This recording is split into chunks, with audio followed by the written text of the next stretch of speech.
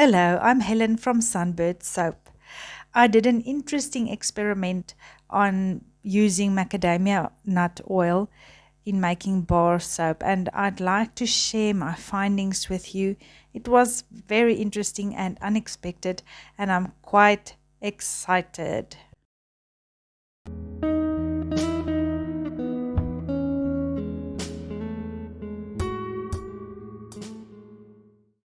The first soap I made was a very difficult procedure for me to do as I've never done it before.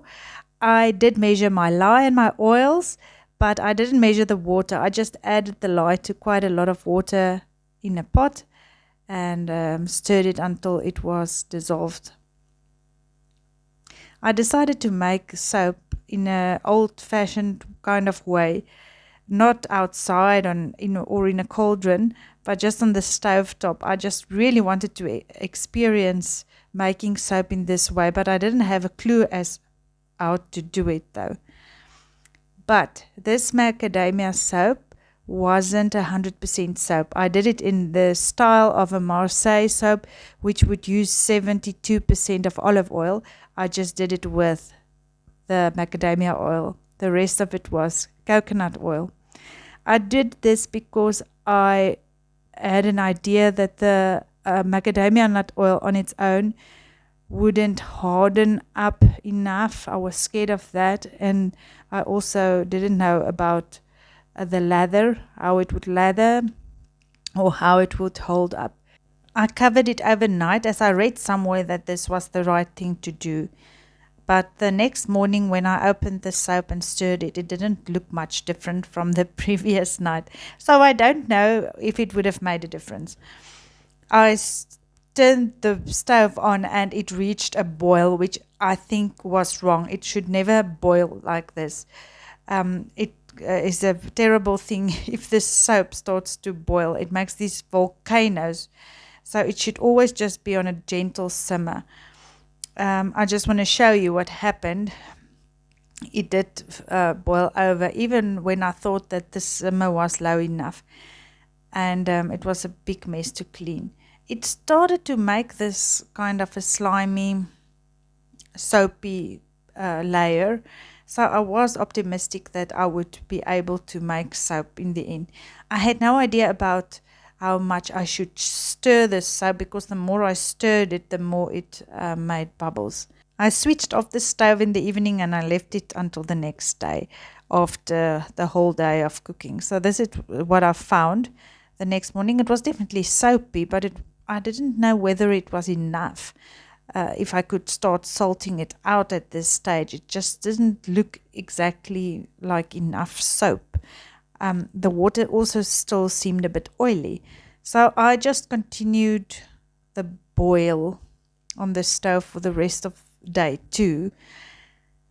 And I just kept it to a very gentle simmer and just occasionally stirred this soap layer on top as well. It did change, as you can see. It looks more and more soapy at this stage. I was still concerned that there was some oil left that has not saponified yet.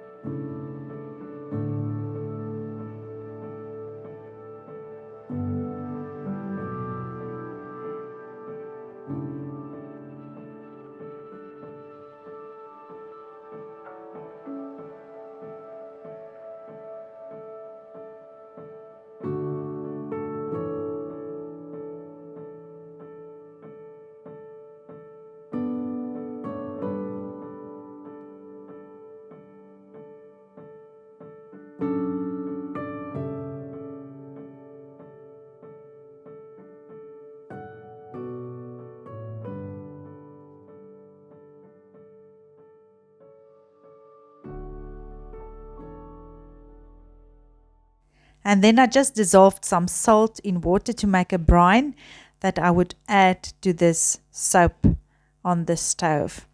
And this is really where the magic started. You see that strange, it almost looks like a skin on top.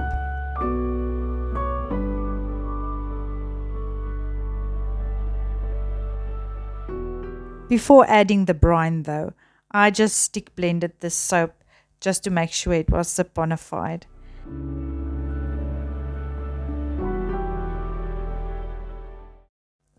So the moment you add the salt, things start changing rapidly.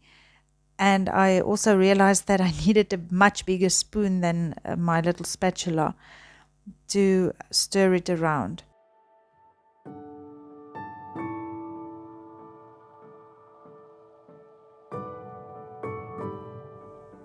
There is a definite split between the water layer and the soap layer the moment that you add the salt. And the soap just forms on top. It's very definite and it's very easy to see. When you salt out rebatch soap, the same thing happens. Exactly the same thing happens. So it's interesting. I don't know exactly what the chemical process is that is caused by the salt. So if you know, please be kind enough to share your knowledge with us. What I do know though is that the salting out process definitely also removes the glycerin from the soap, which is not that ideal. So that part of salting out soap is something that I really don't like.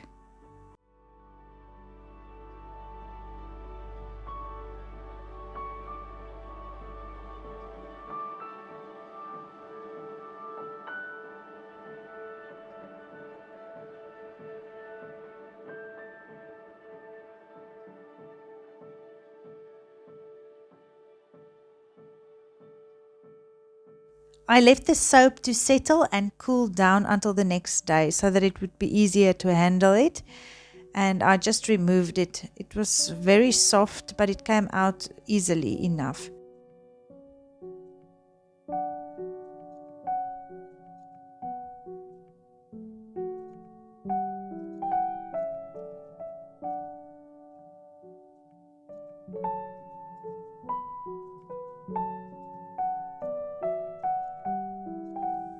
The color of the water was definitely not clear, so there must have been some impurities in the oil.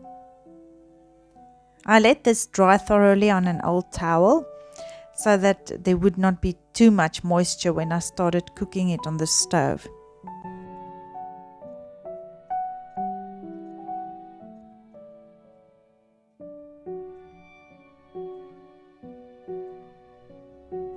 I didn't add any moisture to this soap because I could feel that there was still a lot of moisture in the soap, which also shouldn't have been like that. So I definitely did something wrong.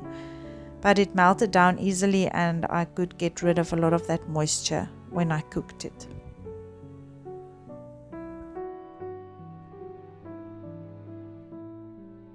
At this point, it would have been a good idea to add your essential oils or any other additives that you wanted in your soap. But as I did an experiment, I didn't want to add anything that could compromise my results. So I just scooped this with some difficulty into little soap molds. And this is part 1 of the experiment completed.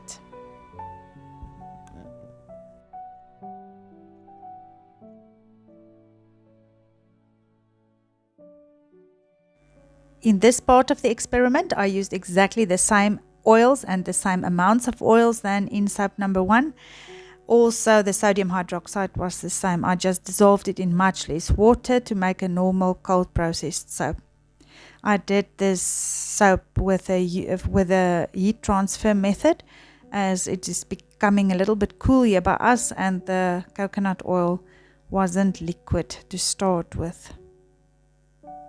I reached trace quite fast and easily, and when I poured it, it had this interesting caramel color.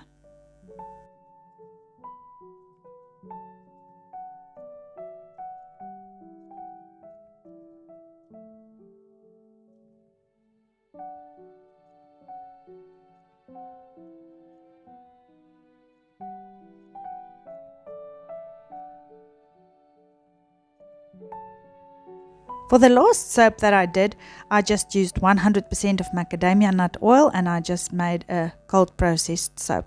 I was concerned that it would end up being a very soft soap because if I added all the details in the lye calculator, it seemed like it would be a very soft bar of soap. I didn't fast forward any of this blending so that you can see how fast I reached trace with the macadamia nut oil. I was very curious about how this soap would perform against a 100% olive oil soap.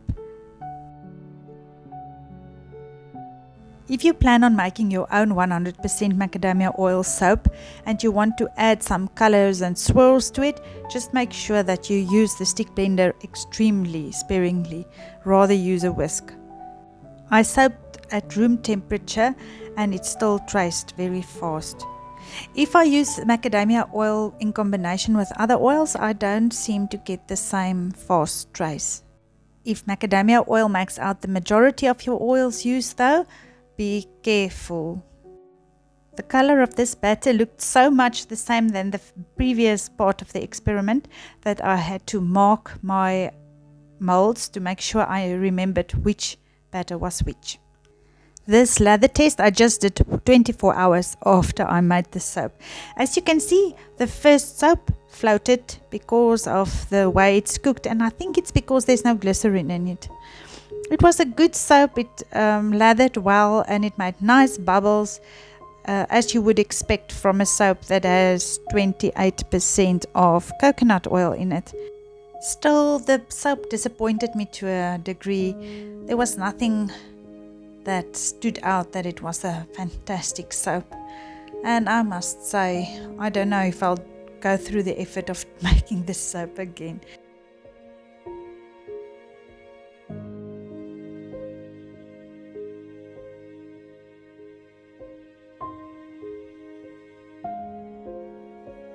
This was soap number 2, the 72% macadamia oil soap. As you can see, it wasn't floating as I just did a normal cold processed soap with it. The color was brownish. There was a huge difference between soap number 1 and soap number 2 with the lather. It immediately felt wonderful. That was because none of the glycerin was removed in the making of the soap. It really felt silky and moisturizing. Very nice soap.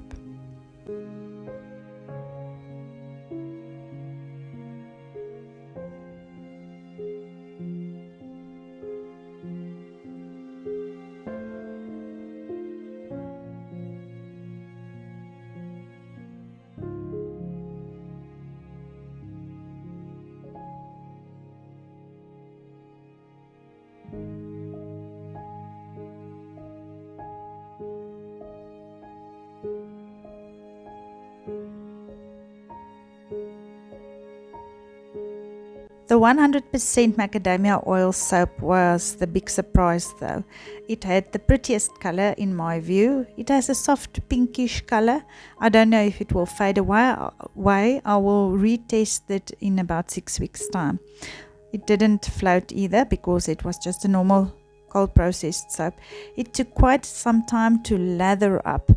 I wanted to compare it to 100% olive oil soap, and I wondered if it would also be a bit tacky when you wash your hands with it. Remember, this soap is just 24 hours old. So the lathering took quite a bit to get going. I first thought that it would not even make any bubbles, but it just took a little bit of time.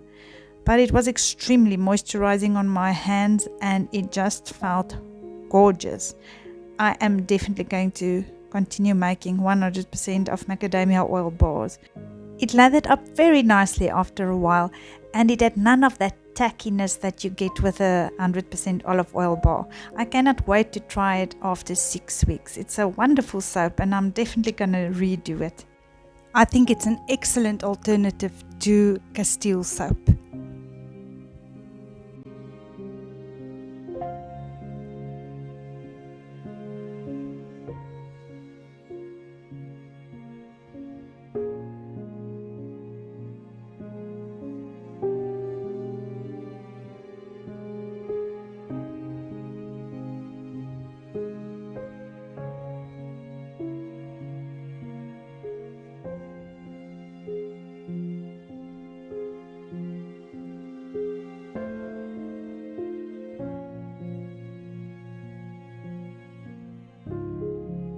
I know a hardness test after 24 hours is really not fair game, but I did it anyway. So the first soap was quite soft, which was expected.